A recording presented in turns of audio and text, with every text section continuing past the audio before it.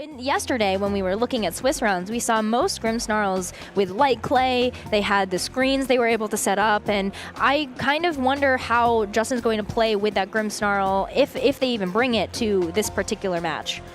Talking about Grimmsnarl with a number of people early on as people have been experimenting with it, some players talk about what's called 4 move slot syndrome, where really you don't have as many move slots as you want moves. And I think Grimmsnarl is maybe one of the worst Pokemon for that, in that it has so at least double digits of good, usable moves to select from.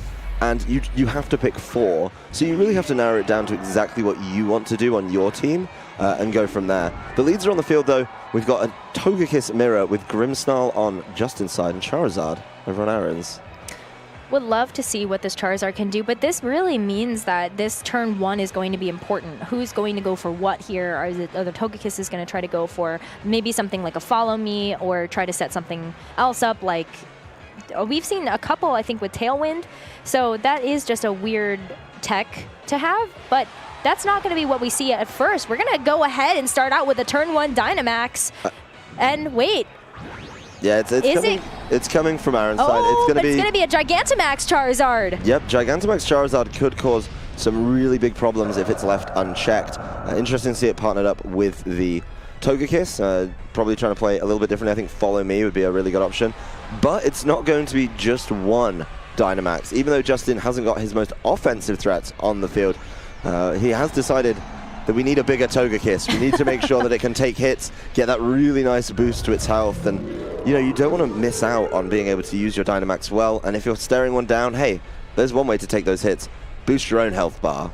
Absolutely. Grimmsnarl, though, going for a fake out into Aaron's Togekiss. Togekiss not going to be able to make a move here because we know that Dynamax Pokemon cannot get flinched, but Max Airstream coming out from the Charizard does take that Grimmsnarl down to about half health, but more importantly, it's raising the speed of both Pokemon on the field, but Togekiss going to be able to match that with a Max Airstream of its own into Aaron's Togekiss, and that will also take it to about half. Yeah, I think that's really smart play, actually, is making sure that you keep up with the speed. We were talking before the game about Trick Rooms and Tailwinds, but Max Airstream is definitely one of the more popular Max moves, I'd argue, because of that boost to the speed. Yes, you get it in a kind of strange fashion with the way that turns have been reordered, but Grimmsnarl's going to try and answer that. Grimmsnarl going for a Thunder Wave that is going to paralyze this Gigantamax Charizard, but Togekiss going for a Yawn. That might put this Togekiss to sleep on Justin's side, but a Max Airstream is going to be enough to be able to finish off Aaron's Togekiss and knock it out. Yeah, I mean, Charizard now moving last. That change to how Thunder Wave operates, really, really nice. I don't think it's too impactful apart from if he gets paralyzed or not, but if he can attack through it, I think we're going to see kind of a very neutral turn here. Charizard is going for a G-Max Wildfire instead, so not matching the speed, but Grimmsnarl not sticking around after that one. I think that's one of the first G-Max moves I've seen on stream. Really going to be impactful as well. I believe we got a chance to see a G-Max Wind Rage coming out from a Gigantamax Corviknight yesterday, but yes, I mean, you don't get a chance to see kind of the secondary effect of what that G-Max Wildfire actually does. It actually puts you, I believe, in like, I think it traps you for a little bit, takes out some of your HP. Yeah, you get caught with a little bit extra damage, like the flames keep on going. And this turn could be interesting. Duraludon coming in the face of the Charizard, but a Duraludon matching it over on Aaron's side. Of course, you've got a Steel type attacker and you're looking at a Fairy type, probably feeling pretty good about yourself in those regards. That said though, the Togekiss is still in its Dynamax form, and it's not going to be that easy to take out in the slightest. Well, Aaron's Duraludon going for a Protect, not going to try to go for an attack onto this Togekiss, but Togekiss once again getting a chance to use the Max Airstream, will be able to go through the Protect on Aaron's side and also continue to boost this speed for Justin's side of the field. Yep, I mean, he's now over what a Trick Room would provide, a Trick Room and Tailwind would provide. He's got 3 Max Airstreams off every single turn, and Charizard is paralyzed. That's big. The big problem there is, you wouldn't be able to get a big hit on Duraludon, but we do get to see how impactful the G-Max Wildfire can be. That Duraludon already looking a lot more manageable. Look at how much it does. It's a huge amount of chip damage. It's more than something like the Life Orb would put back there. So this Duraludon could get worn down real quickly. Well, something else important to note is that Yawn took effect. So Justin's Togekiss not only is going to be out of its Dynamax form, but it's also going to be asleep on the field. Yeah, it's not really doing as much now. I don't think the Togekiss is the concern. I think Aaron definitely wants to start dealing with that Duraludon. The Duraludon, a number of good options in this position. You know, it's moving before the Charizard, so it could go after it with something like the Thunderbolt there. We did see it try and launch off that Draco Meteor to deal with the opposing Duraludon. Obviously, a little more afraid of that one because it's not paralyzed. The Charizard, he can kind of look at it and say, hey, I think you're going to be paralyzed for a few turns. I'm going to work on your partner every time. Well, the Intimidate certainly going to do a little bit for that. But I think more importantly, you get a chance to have Arcanine out on the field and really pressure down the Duraludon that's on Aaron's side. But as we can see here, Aaron doesn't want to keep the Duraludon in. Will be going for the switch out, but that blast onto the Togekiss is going to actually get trapped. It's just caught there, taking, you know, a little bit more. And Blast Burn, a really nice addition, I think, to Charizard. Yeah, Blast Burn is awesome. It's not the usual Fire-type move, but it can do a good amount of damage. We see it there, bringing that Togekiss in a real sticky situation there. Really low, kind of easy to pick off, I'd imagine, at this point. But one thing on Aaron's team I do really want to touch on is the addition of Conkeldurr. If he can get rid of the Togekiss right now, I think this Conkeldurr could cause so many problems. It's going to do really well against the Duraludon. And Conkeldurr putting its name into this game by avoiding the Heat Wave. Yeah, it is going to be avoiding the Heat Wave, and Conkeldurr able to fire back, but it misses the Togekiss. Does catch the Arcanine, bringing it pretty low, but still going to get some residual damage with those wild fire flames. Yeah, look at how much G-Max Wildfire does. It does so much damage to this Togekiss each turn that even though he missed the Rock Slide, he still gets the knockout. And now this game is looking real favorable, I think, for the Conkeldurr. A number of people looking at Conkeldurr and how it can kind of close out games. Yeah, it doesn't have an easy way to hit Arcanine super effective. You've got to gamble with the Rock Slide there. But if you can get rid of the Arcanine, and then you've got Conkeldurr versus Duraludon, you're going to be able to start using Mach Punch, Drain Punch. Conkeldurr has pretty much every fighting attack you need, so should be able to put himself in a good position that way. The Heat Wave's not doing that much to Conkeldurr. No, even with the critical hit, that's not doing very much, and Charizard going for an Air Slash really does read that Protect coming up from the Duraludon into the Arcanine, but not so lucky for that Conkeldurr. Yeah, I mean, the Arcanine's going to be able to Heat Wave again. The critical hit doing that much damage to Conkeldurr is going to give a piece of information over to Justin about the item the Conkeldurr is carrying, and while I know some people have been a little bit upset on how you obtain a Flame Orb, it's not the easiest thing to get. They've looked for alternative items, and I think that is going to be important, particularly with the Arcanine using special attacks and Duraludon being a special attacker. This Conkeldurr could be in a position to really try and close out the game, or at least put it in a position where Aaron's own Duraludon could just clean it up with ease. Ooh, Arcanine revealing that it also has Burn Up. Yeah, getting rid of its fire typing. Yeah, it is going to do that. And Draco Meteor now just doubling into this Conkeldurr, seeing if it can get removed from the field, and it will get knocked out here. Yeah, I mean, that's going to be the way to do it.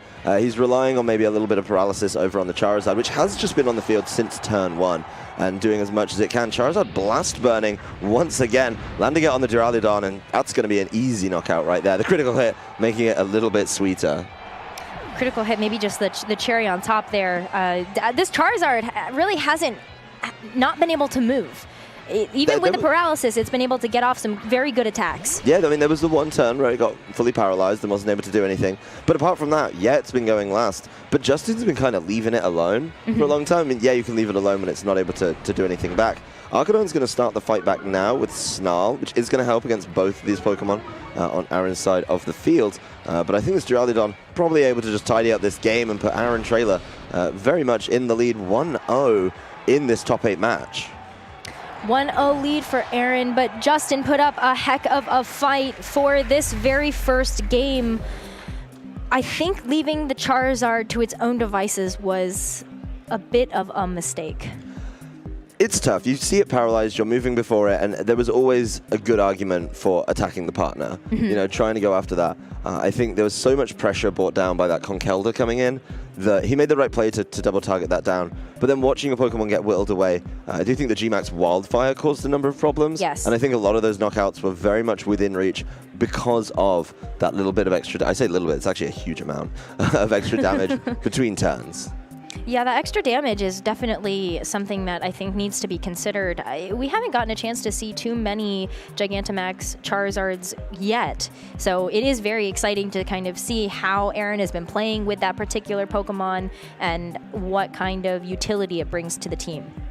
Yeah, I mean, it's something that I know a lot of people were excited about when it was revealed, and you don't get access to solar power with it, so your damage output is, I don't want to say limited, but not as high as it potentially could be. But G-Max Wildfire, I'd argue, makes up for that. So while you're not doing the immediate damage with those big hits, those bits coming in between turns from the Wildfire kind of make up for it in a way, and help you out a little bit with finding knockouts a little bit easier. Well, if you're Justin, then how do you adjust to be able to take this game too? You have, just as a reminder, the team is Arcanine, Duraludon, Grimmsnarl, Togekiss, Gastrodon, and Mudsdale. And what do you bring to be able to deal with that Charizard or deal with other Pokemon that are on Aaron's field a little bit more effectively? I think you've got to look at a kind of quicker answer to the Charizard. Don't let it just set up the G-Max Wildfire. Don't let it sit there and deal damage all game. A number of good options. I mean, Mudsdale does have access to a couple of rock-type moves, which are going to be pretty good, I think, at dealing with Charizard, well known for that. We've seen the Duraludon struggles a little bit because, of course, the Steel typing. And even though it's a Dragon type, which usually is pretty good against Fire types, the Steel typing brings it back to neutral and doesn't appreciate those hits so well. I was interested to see Justin Dynamax's Togekiss, because it did land, obviously, 3 max Airstreams, which was good to see. He always had that advantage going early on in the game, but it was still kind of a couple turns of just doing bits of damage, where some of the other Dynamax options, I think, would be able to deal a whole lot more damage right off the bat and just go from there.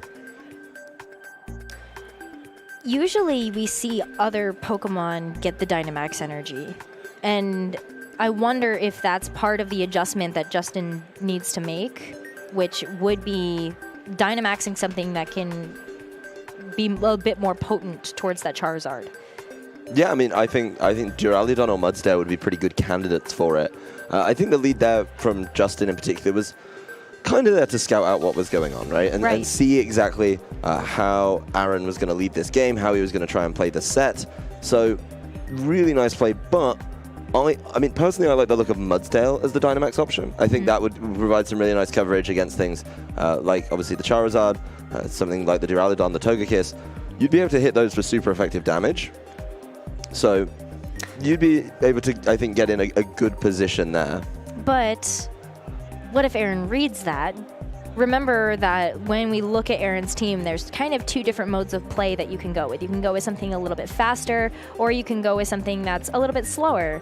And if Aaron decides to read that Justin decides to go for the Mudsdale play to really kind of try to counter the Charizard, do you just bring Jellison? I mean, potentially, yes. That's definitely one of the options. Or do you just go after it with a Charizard, Solar Beam becomes Max Overgrowth, and that's how you do your damage. I mean, Mudsdale's really good. If it's a Stamina Mudsdale, we haven't seen it yet, so we can't decide right now. But, if it's going to be that Stamina Mudsdale, hitting it with physical attacks is a tough ask. Stamina boosts the defense, and you're just sat there every turn doing less damage and boosting its defense, so you do even less damage next turn. It's not like it activates once, it activates every single time. So that could get a little bit tricky for him, so I think Charizard would be a good answer there. Bringing Jellison, I think, would be such a commitment to going to one side of play. That's true. Before the game, we were kind of talking about it with Aaron's team in particular. He has Tailwind and he has Trick Room as an option. And it was interesting to see that in that game he didn't actually play either of them. He did the pseudo Tailwind a little bit with the Max Airstream, but I think committing to one in a future game might be the play, but we'll see exactly how he decides to play it out. He knows a little bit about how Justin's trying to stop him. Seeing that Thunder Wave means you've maybe got to look at the Grimmsnarl a little bit earlier and just go from that, then set up your kind of speed control of choice and push through the game. It was interesting. The Grimmsnarl ended up showing us just really the Thunder Wave. So we still don't really know how that particular Grimmsnarl is trained or what it's carrying. So it still could be a pretty big threat to Aaron's team. Yeah, I mean, he gave up Fake Out, gave up Thunder Wave. There's no shock there.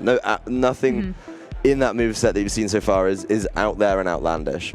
But the 2 remaining moves, may be a cause for concern if you don't know what they are. Well, we're back in team preview. Justin and Aaron are going to have to figure out what they want to do for this next game, and like the first one, what leads come out are very critical for how this next game might go. I wonder, I mean, they didn't take too much time to figure it out, so I think they both have a pretty clear idea of what they want their game plan to be going into this next game. Yeah, I think both of them had kind of figured it out pretty much before game one was over, and top players like these two are going to spend every kind of minute that they have just figuring out exactly what they want to do. We talked about them changing up the leads and mixing it up, and actually neither of them have decided to do that. They've decided exactly the same leads, Togekiss and Charizard for Aaron Traylor, with Justin Crubaugh with the Grimmsnarl and Togekiss of his own. So pretty much exactly where we were in game number one. And Justin's going to be the one pretty much asked to make the adaptations. There's no way you want to play the exact same game if you lost the game. So he's going to be the one trying to make changes through gameplay rather than the lead. I think that just speaks volumes to how good these two players are, though, that they don't need to necessarily make Pokemon adaptations, but just play style adjustments. And those are arguably a little bit harder to make when you are facing down such a tough opponent. But it is going to be the Gigantamax Charizard coming back out here. Turn one for Aaron. And that might get matched. Let's find out. Yep, we're going to see the Dynamax again. It looks like we're having a complete run back of game number one. Obviously, there's going to be some changes in the moves. But there you go. And turn one, double Dynamax. You know that these players are trying to make an early impact. Togekiss probably going to be asked to do the same kind of thing, set up the max airstreams. But I think what comes in the back is going to have to make the changes. Grimmsnarl, there it is. Are we going to see the exact same turn one?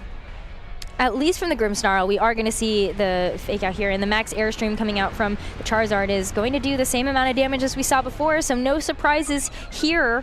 At least going to be able to boost the speed for both Pokemon on Aaron's side of the field, but getting matched once again here by Justin with another max airstream from the Togekiss, but Togekiss getting significantly low. That was a critical hit. Yeah, critical hit there. I mean, it's still a two-hit knockout. It didn't change it in that regard, but then there's certainly more options to try and tidy it up.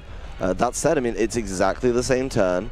Aaron could be looking at getting Thunder Waved again on his Charizard, so this isn't going to be the easiest turn for him. Maybe he's got a trick up his sleeve with his Togekiss, and we'll see exactly what it is. That trick being one of his more well-known moves in Follow Me. Follow Me is going to make Togekiss on Aaron's side the center of attention here, and it will take the Thunder Wave in potentially Gigantamax Charizard's stead.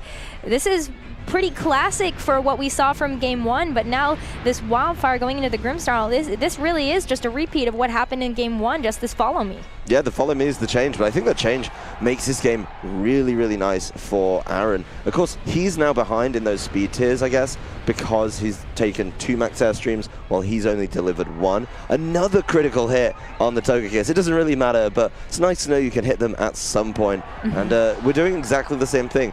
Both Pokemon in their Dynamax form have decided to sit there and just launch attacks. I think the G-Max Wildfire, a really smart play there from Aaron's side of the field. Once again, get those little bits of extra damage down and keep going. This time, though, it's not going to be a Duraludon match. It's going to be an Arcanine coming out for Justin and the Duraludon on Aaron's side. Yeah, I mean, so the first change being the Follow Me puts Aaron in kind of a good position. He doesn't have his Dynamax Charizard, or his Gigantamax Charizard rather, paralyzed, and that's certainly going to help. But then Justin makes a really great adaptation of his own. He knows that Aaron bought Duraludon in that third kind of slot last time, so instead of bringing his own, he just brings the Arcanine, which is going to be able to start launching fire attacks into it and getting some good damage down. Let's see if this Arcanine or this Duraludon stick to the field. Charizard now going for the max airstream will go into the Togekiss slot, not doing too much except for, again, getting that speed boost. Aaron is a little bit behind in that regard, like you mentioned. So the Duraludon also going to get the speed boost too. I think that's particularly important, but another max airstream into the Charizard. But No critical hit this time. Yeah, Justin knows what he likes. He likes to boost up his Togekiss. The Togekiss now has 3 speed boosts. The Arcanine just going to be the one. Same for the Duraludon there. But Arcanine hitting that Snarl nice and early on. That's going to help out against both the Pokemon on Aaron's side of the field. Duraludon does go with the Flash Cannon though. Not huge amounts of damage, even with the Life Orb. And I think that Snarl's made that attack much more manageable. I would agree with that. Snarl, I think an excellent adjustment coming out from Justin here, just to make sure that the Pokemon on Aaron's side can't be such offensive pressure for Aaron. And now this Duraludon and Charizard have both taken those special attack drops, and that's going to be pretty important, especially because the Dynamax turns have ended. I think what's important for Aaron here, though, is to deal with the Togekiss. That's always going to be the problem, depending on what he has in the back. We are going to see it now as he switches, and it is the Conkeldurr once again. So really making sure he deals with this Togekiss early on. The Blast Burn is going to be the answer to it, and this Conkeldurr coming in a nice position. Can't be intimidated now. Justin down to his last 2, being able to see what he can fire back. The Conkeldurr is going to take that so well. Yeah, that is a great portion. That was a great switch in from Aaron. Just knowing that Duraludon might take a hit here, and it's actually going to be a Duraludon for Justin's last Pokemon. Yeah, I mean, he's bought the exact same 4. He's not actually changed them apart from the order they come in. And once again, this Conkeldurr is going to be a huge problem. It can land some really nice attacks onto this Duraludon. It does become even harder to deal with Drain Punch, getting its own health back, being able to make sure that it can just keep itself nice and healthy while some of these Pokemon are getting worn down. Could be a little bit of a problem. We didn't see, actually, the item on Duraludon on Justin's side of the field in the first game, so this could be quite interesting. Charizard, of course, stuck recharging. Blast Burn does have a bit of a, an issue in that regard. Well, that's going to give a little bit of time here to Justin to go for the offensive and have a Heat Wave, and then the Draco Meteor just to finish. Oh, the Conkeldurr actually holds on! Cheeky little Conkeldurr not getting knocked out by a combination of Heat Wave and Draco Meteor. And this is what I was talking about with the recovery from the Drain Punch is going to help out. Duraludon holding on, though, even lower on its health bar than Conkeldurr. Duraludon revealing its item will be the weakness policy, but I'd be curious to see if it's given the opportunity to deal with that. Duraludon doesn't get to use that weakness policy because of the G-Max Wildfire Flames, and is going to be just Arcanine against 3 Pokemon on Aaron's side of the field. That is really nice for Aaron there. He missed the knockout, of course, with the Drain Punch, but the G-Max Wildfire still taking effect and is enough to just deal with that last Pokemon. Arcanine has to do a whole lot here. Somehow I don't think it's going to get that opportunity. Takes out quite a bit of damage there from the Blast Burn, and yeah, Charizard's going to have to take a bit of time to recharge there, but the Drain Punch coming in from the Conkeldurr is going to be enough to get the knockout, and that's going to be Aaron taking this series. Yeah, Aaron playing a fantastic series across both games 1 and 2.